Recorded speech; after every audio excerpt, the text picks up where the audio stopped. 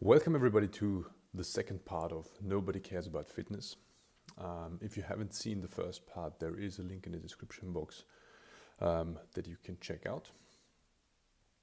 And just a brief review of part one. In part one, we discussed the problems of trainees not identifying with a specific competitive discipline when it comes to training. Since any discipline offers a certain framework through which trainees should and can progress, it is even harder without a specific discipline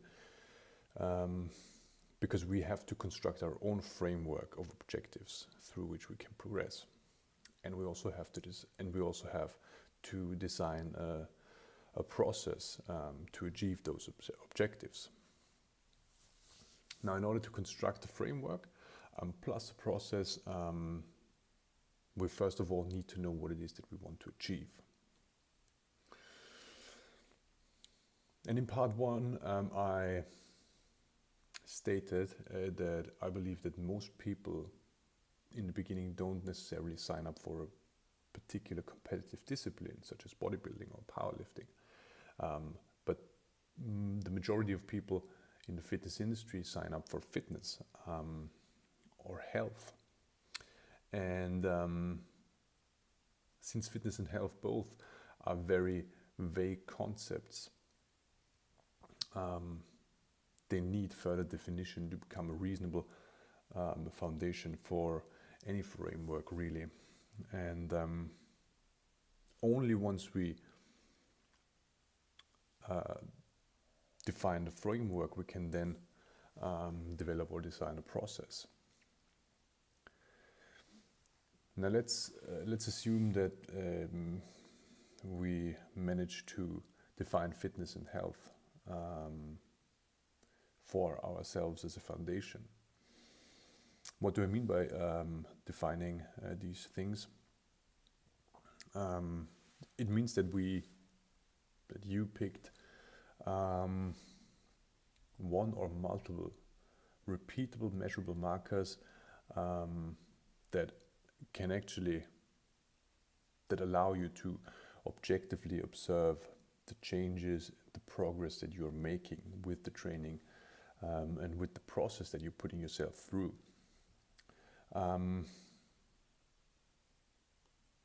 Only these changes allow you to actually assess your progress and your process. This way you can actually see whether you're making progress or whether you are moving into the direction you want to move to. Now, when these things are properly put into place, and you actually find that you are making progress, sort of according to your chosen markers, and you're moving into the direction you want to move to, towards the next question, I would say starts to bubble up. And this question probably is the hardest when it comes to training, and it is though the one that I think is the only one that can provide us with a worthwhile perspective on training. And really it's the question of why. Why do you train, or why do you want to improve your fitness? Why do you want to become health? Why do you want to improve your health? And now we really have to dive deeper beyond, these simple statements. And instead of just asking why, let's reformulate the question and say, what do you want to become fitter for? Or what do you want to become healthier for? And I guess in order to honestly answer that question, we have to think about how do we perceive our health or fitness. Um, and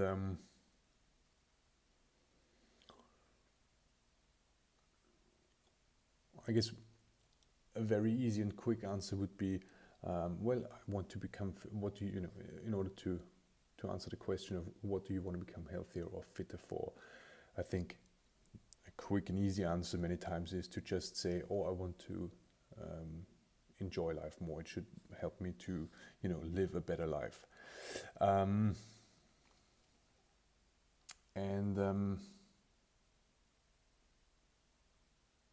The question then again is, how do you enjoy life? By what means do we enjoy life?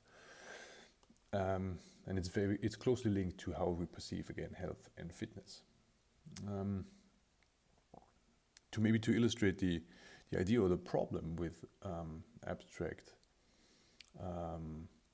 terms like fitness and health, let's use an example to further examine.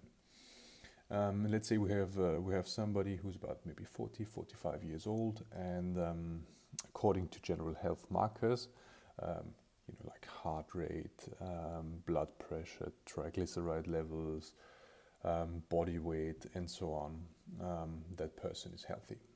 They're absolutely in the norm. But let's say the person suffers from, I don't know, some back pain, almost chronic back pain. And usually when it comes to his daily tasks, or that person's daily tasks, like, standing, sitting, climbing the stairs, walking, carrying shopping bags and stuff, it's all somewhat fine. There is not a problem. So basic physical actions to get through life that person can perform without a problem. However, when it comes to, let's say, a bit of running, a bit of jumping, doing something that's out of those regular activities, the back, for example, plays up and really it makes that person avoid these things. So let's think about that for a minute. According to medical standard, that person is healthy. And the question is, does that health, by medical standards, help that person to enjoy life more? And furthermore, would improving that person's health simultaneously allow that person to enjoy life more? And I think at this point we have to look at the situation and what is hindering, or what is the actual hindrance in that person's life. And it's not the health. It actually is the back, for example, in this case. It is his physical constitution that hinders that person to, or that doesn't allow that person to physically fully engage and enjoy life. I think that's a very important thing to observe and to consider. And we can think of ourselves when we come down with the flu and we are sick for maybe 2 weeks, and we feel weak, foggy, and we are staying in bed most of the time. And even this condition, puts us into physical constraint. And once we become physically constrained, and not even in a major way, but our ability to enjoy life suffers greatly. And in the same way, we need to ask ourselves, I guess, in regards to fitness, what do we want to become fitter for?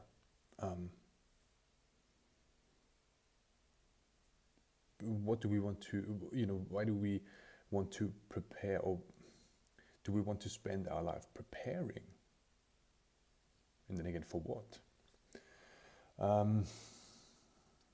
So after these thoughts, I want to tell you my perspective.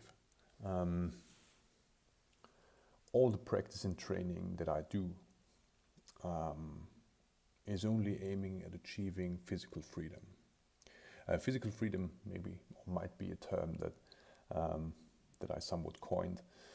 And what is physical freedom? Physical freedom should put me in a place where I'm not afraid of going out and trying or doing whatever I want to do physically, really.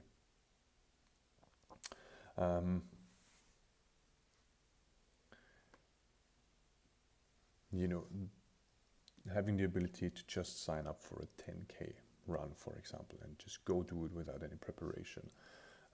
I want to be able to go to any dance class and just participate in it, going to a martial arts class and participate in it, going to, I don't know, a boxing class, going to, whichever, just run up a mountain if I feel the need, or if I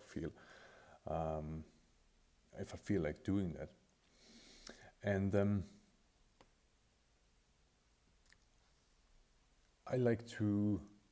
I'm striving to be in a physical constitution, really, where I can go into all of these experiences without being permanently pushed to my physical, if you like, to the edge of my physical capabilities.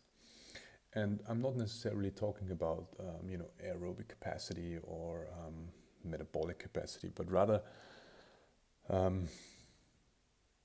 to the edge of, again, my physical capabilities, because I can't even closely perform the things. Let's think of a martial arts class, for example. When you go to maybe a Taekwondo class and you can't even, kick your leg higher than, I don't know, 50 centimeters above the floor, I would say you would struggle to enjoy the class properly when, again, you are so limited by your physical capabilities. And the same with a ballet class, for example. You perform all these pliés and leg lifts, and if you really have no concept about how to move and use your own structure, you cannot really experience and enjoy the thing you're doing, the physical thing you're doing. So to me, physical freedom entails developing my body to a certain stage where I can use it in multiple ways that I want. And there are certain qualities that will offer and further develop your physical freedom.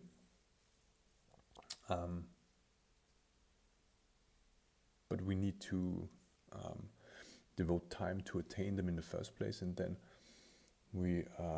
and prepare for those qualities, and then it's about maintaining those qualities and trying again to further push them. But and for me, this is really what my training and practice is about. And I think for most people who start their training and who come into the fitness industry, this is their, let's say, unformulated goal. This is what they want to achieve with their training. They want to be, or they want to stay physically able and capable to just do whatever they want to do. And it is unfortunate that we don't sort of have this perspective, and I think that we don't have this perspective because it hasn't been put into words mainly. And since it hasn't been put into words, there is no framework, there is no process on how to acquire physical freedom. And right off the bat, I can tell you it's not the right process to go to a gym and just lift weights, to go to a gym and do cardio and weights, and or do only conditioning. Sure, all of these things will enhance your work capacity and make you, your overall strength.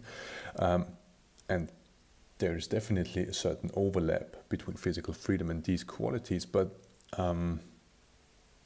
it will not lead you to more physical freedom after you reached a certain level. And I'm well aware that these thoughts are far down the rabbit hole, and no doubt it takes some time to get there and to wrap your head around it. But once you get there and once you start to open your mind, you will actually shift perspective. Suddenly, you train to, in the first place, attain more freedom, and you will keep on training just to maintain it. Another great thing about maybe the perspective of physical freedom is that you will actually obliterate or forget about all these group identity things. And what you become interested in more is, rather than a single discipline, you are interested in looking for the right tools for you that will allow you to develop your freedom further, and you're looking for tools, and you're very open and engaging with any tool or any process that will allow you, again, to progress further with your physical freedom. And I strongly believe, I really do believe that this is what most people are after when it comes to training and fitness. Because as we sort of examined before, without that freedom, that physical freedom, life really becomes very restricted. And I think, as a general perspective, all the things we do them because we want to gain more freedom from them. So, since I personally found the acquisition and maintenance of physical freedom to be the overshadowing monolith, if you like, of training, it made me even more sure about the fact that nobody cares about fitness. Again, this is just my personal perspective, but I think that it is one that most people actually share, even though it's not a conscious opinion yet. And I would be interested in your thoughts and your ideas about training, and where do you think it will or it should take you. And I hope I'll see you in the next video. Until then, take care.